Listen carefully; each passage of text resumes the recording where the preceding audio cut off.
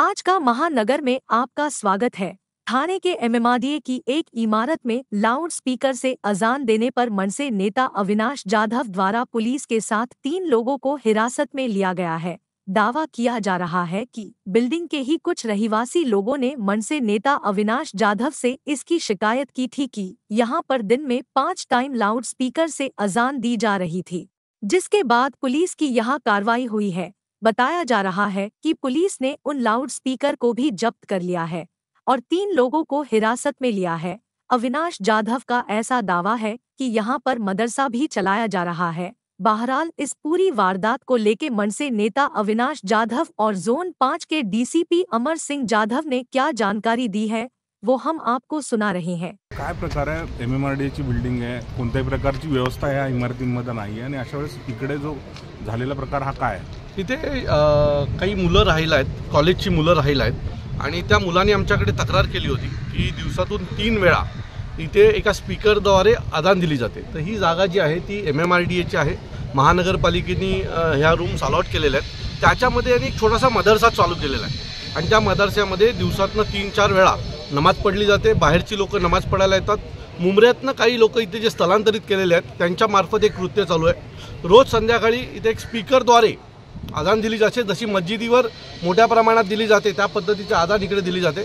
आम्हाला संशय आहे की इथे अनेक वाईट विचारांची लोक इथे येतात आणि रेग्युलर इथे काहीतरी सुरू आहे। सो आज आम्ही पोलिसांसोबत इथे आलो होतो। पोलिसांना जो काही प्रकार घडला तो व्हिडिओच्या माध्यमातून त्यांना आम्ही दाखवलेला आहे। ते तिथे उपस्थित असताना अजान चालू होती, काही लोक त्या रूममध्ये नमाज पढत होती आणि हे सगळं पाहता ही पद्धत चुकीची आहे। ऑलरेडी सुप्रीम कोर्टाच्या गाईडलाईन्स आहेत की मस्जिदीवर लावता येत नाही, तर यांनी आता घरावर लावायला सुरू केलेले आहे आणि या सगळ्याचा विचार झाला पाहिजे। आता आम्ही आमच्या पद्धतीने धडा शिकवलाच आहे, पण हे थांबलं नाही तर पुढच्या वेळेला महाराष्ट्र नवनिर्माण सेना आमच्या पद्धतीने यांना धडा शिकवेल। कशा प्रकारची कारवाई पोलिसांनी केली? आता पोलिसांनी ते स्पीकर जप्त केलेले आहेत। तिथे एक नमाजाच्या वेळा लावल्या आहेत की किती वाजता नमाज होते ती पाटी यांनी काढलेली आहे। त्यासोबत तिथले जे कोणी प्रमुख होते त्यांना देखील पोलिसांनी आता पोलीस स्टेशनला घेऊन चाललेले आहे।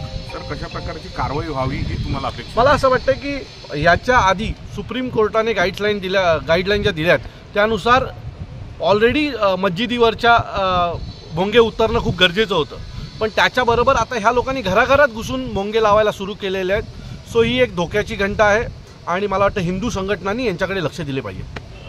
शिंदे गट आणि बीजेपीचं सरकार आहे आणि अशा वेळेस काय अपेक्षा आहे की अशा गोष्टी घडल्या नाही पाहिजेत। तुम्ही जय श्रीराम म्हणून 22 तारखेला संपूर्ण ठाणे जिल्ह्यात जो काय कार्यक्रम केलात सो तो फक्त दिखावा आहे का? त्याच्या पुढे जाऊन ह्या सगळ्या गोष्टी पण बंद झाल्या पाहिजेत ना, की त्या महाराष्ट्र नवनिर्माण सेनेने बंद कराव्यात आणि जिथे श्रेय खायची वेळ येते त्यावेळेला तुम्ही ते श्रेय खाणार।